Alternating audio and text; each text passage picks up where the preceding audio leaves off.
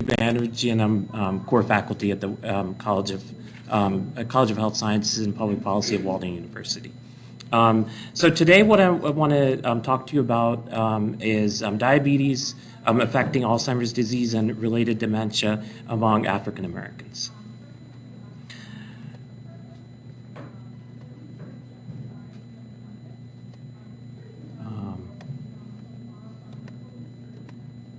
So there are no disclosures to report. Here's how this talk is going to be divided up. So I'm going to go over some pathophysiological mechanisms of Alzheimer's disease and how that is connected with race. I'll also give you some epidemiological statistics, epidemiological measures of Alzheimer's disease. I'll show you a geospatial distribution of Alzheimer's disease. And then at the end, what I'm going to go over is some of the research. The reason I included some of the introduction to this is because Alzheimer's disease, however empirical we are, however much we do research, we have to frame it from a public health perspective and social determinants of health. That is key indicators for this.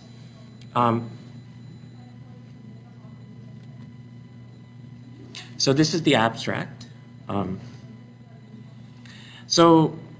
is interesting is that, and alarming, is that 1 in 8 older Americans greater than 65 of age are affected by Alzheimer's disease and related dementias. And this annual cost is more than $200 billion. So let's put this into perspective. Something else that is important to note is that if you think about a lot of the pharmaceutical advertisements, if you look at the race of the individuals that are there, mostly you'll see Caucasians, white Americans. Now, what I'm telling you is that no, Caucasians are not the only ones.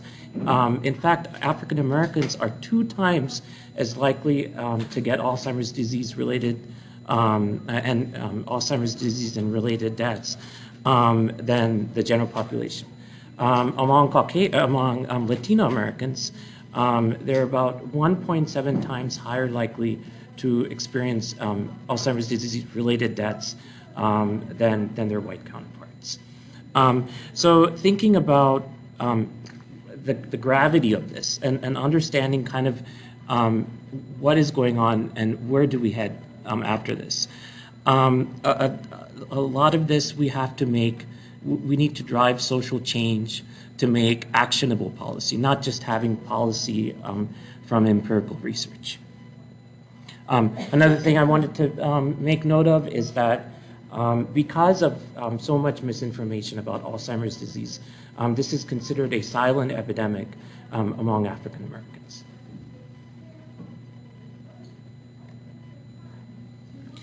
Now, what is also important to note, I'm not here to say that there needs to be different scoring systems according to race. That's not what I'm saying.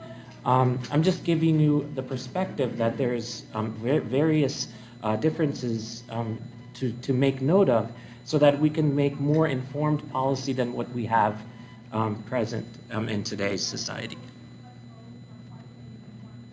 So I wanted to take a moment here. This is in one of the publications that I showed you in the previous slide. There's one thing that is interesting and important is that the percentage of age 65 and above adults with Alzheimer's disease by race, African Americans 14%, Hispanics 12%, and then non-Hispanic whites 10%. So you'll see these symptomology in many of the in a lot of the different races. Alzheimer's disease doesn't care if you're rich or poor. I mean, we know with lower socioeconomic status, the likelihood of mortality is higher. Not because of any sort of racial differences in the disease itself, more because of understanding how socioeconomic status, social determinants of health, upstream factors are playing a role in the development of Alzheimer's disease. So this slide is I already kind of went over this us against Alzheimer's. Um, uh, uh, this is about some of these health disparities, and I wanted to bring to your attention to this. 2 times as likely to have Alzheimer's. And I did say about 1.7 or so. The actual value is 1.5 times as likely to have Alzheimer's disease. Something else that is important here is that looking at the risk factors, why am I telling you about diabetes? Why am I telling you about blood pressure, obesity, stroke? What does that have to do with Alzheimer's disease? Well, these are risk factors. High blood pressure, some of the classic cardiovascular disease related risk factors are also applicable to Alzheimer's disease.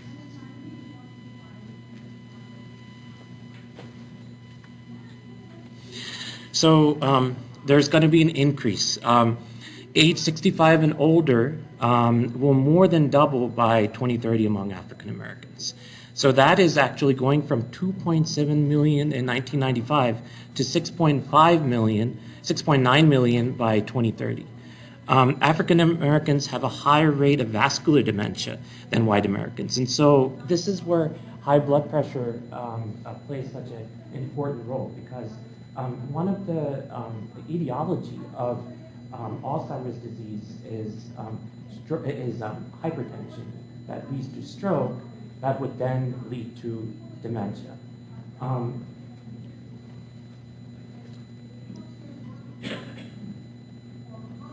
And then the other thing that is important is that African Americans who are evaluated have a much higher rate of false positive results.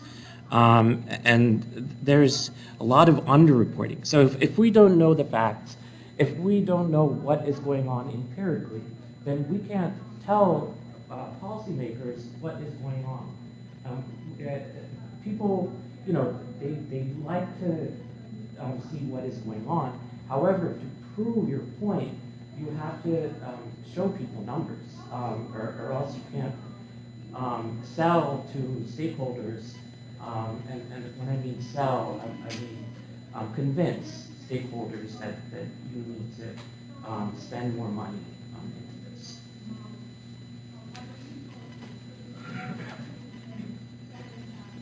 So cognitive differences, something important. Many African Americans believe, and this is not because of any other reason, they believe that, and again, I'm not making any overgeneralizations. There's a lot of heterogeneity in each of the races. So when I say African Americans, many individuals are from various parts of the country, and I'm going to show you a map of the distribution of Alzheimer's disease. But right now, what I'm trying to focus on is looking at bullet point number 3. That is showing that African Americans many times, and this is from the paper, many times believe that cognitive decline is a normal part of aging. Couldn't be further from the truth. The reality is we need to have the level of suspicion much higher, and what I mean by that is, for instance, in areas that there's Lyme disease, you want to make sure that you're looking for the symptoms. So similarly, in cognitive decline, you have to understand and look for the symptoms rather than wait for your patient to report what is going on. And that's the citation, by the way, Lennon. So this is a busy slide. I'm not going to go over all of the pathophysiological biomarkers and whatnot, but I want to bring to your attention some things on this. APOE allele, apolipoprotein E allele. There are some genetic markers that are more severe in African Americans rather than their Caucasian counterparts. So ApoE is 2 to 3 times higher risk of Alzheimer's disease, and so this is such an important indicator. However, there needs to be more research into this. APOE African Americans have more. Now, I wanted to talk about this a bit, spend some time. Intergenerational trauma, systemic racism, all of these things apply to Alzheimer's disease and connecting that to social determinants of health. So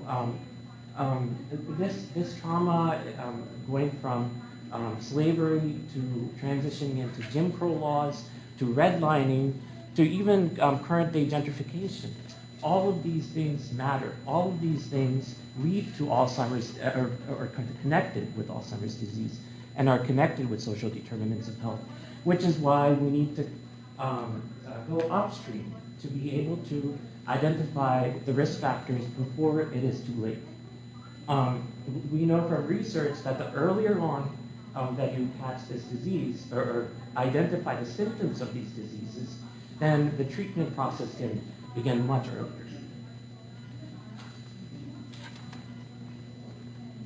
So among Black Americans, African Americans, ages 70 and older, a quarter are living with Alzheimer's disease. Black Americans are twice as likely, and I went over that in the previous slide. Only 20% of Black Americans say they have no barriers. 80% are saying that there are barriers in healthcare from getting the proper treatment that they need. So it's no surprise that some of these symptoms are not being discovered early on, because there's mistrust. There's mistrust of the medical establishment. I mean, why wouldn't there be? There was the Tuskegee syphilis experiment.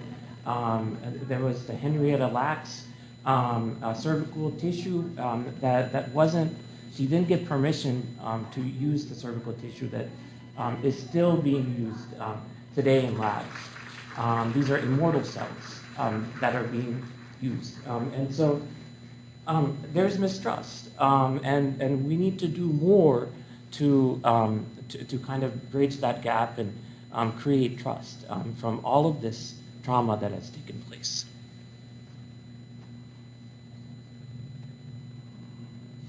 We're in Atlanta today, so I wanted to give you some perspective as to how the disparities exist within location to location. So I want to bring your attention to where we are located. Where we're located, the life expectancy is 74. Now, you go out into the suburbs. Northwestern still 72, 71, 74. What happens up there? I mean, in Buckhead, if you look at all the houses there, and they're all rich houses, and for lack of a better term. And so because of the monetary sort of affluence, they're able to, people living in that zip code are able to utilize the resources through a lot of indicators such as education and the disparities that take place within the city. So we need to dig deeper. Not enough to say, all right, everyone's being treated the same all across the country, and there are these patterns, all homogeneous. No, this is going on depending on where you live. Look, it makes a difference. So I'm going to go over some maps here, more maps. So one of my many hats that I wear is geospatial analysis, and I actually received my master's degree in geospatial from Johns Hopkins. And so some of these maps that you see are from that, drawing from that knowledge. Alzheimer's disease, the prevalence of Alzheimer's disease in general has a geospatial distribution. Not all places are acquiring, people living in all places are acquiring Alzheimer's disease. As you can see in the South, you'll see diabetes, you'll see stroke, all of these in the South. However, Florida has a high preponderance. Now, I mean, we can't make any generalizations. However, one reason that may be the case is because a lot of individuals who retire choose to go to Florida. Again, a generalization, some maybe overreaching generalization here. That's one reason. That may be one reason. So let me go into my research then, and then, well, this is all my research. Diabetes, again, the South is has a higher preponderance. And then Alzheimer's disease and diabetes connected together. There's Texas, and the reason, let me go over this quick. The reason Texas lights up every single time, and this is something that legislators need to change, is because during the Medicaid expansion program, Texas decided that they didn't need to expand Medicaid. So one of the few states that access is disparate between the rich and the poor. So you see the preponderance and connection between diabetes and Alzheimer's disease. So how do you quantify? And some of the results here. So the key question, I'm not going to go through too much detail. The key question here was that you have ethnicity. So you have African Americans versus their Caucasian counterparts, and seeing if there's a connection between that variable and Alzheimer's disease-related dementia mortality. So the cause of death was Alzheimer's disease-related mortality. Now, so you have the connection between, understanding the connection between ethnicity and Alzheimer's disease-related mortality. That p-value was less than 0.05. Then when you looked at diabetes, I showed you that map between diabetes and Alzheimer's disease. When diabetes modifies that effect, then is that something that modifies? Does diabetes modify the effect? And the answer is yes.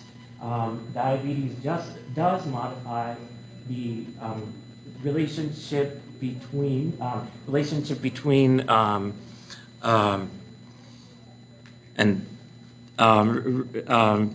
yeah, so the risk factors that we control for confounding variables was tobacco use and poverty income ratio and age. And then, conclusion in this study, we determined that ethnicity has an important role in Alzheimer's disease-related deaths. More importantly, African American individuals with diabetes, it's 84% higher likely to experience Alzheimer's disease-related mortality than Caucasians. And then preventative measures must incorporate ethnicity as a consideration. So look, we need to do more. That's the bottom line. We need to make sure that we're addressing social determinants of health, that we're addressing the upstream factors, and we are presenting this data in conjunction with qualitative information in these maps so that we can convince stakeholders and policymakers that there needs to be change. Thank you for listening.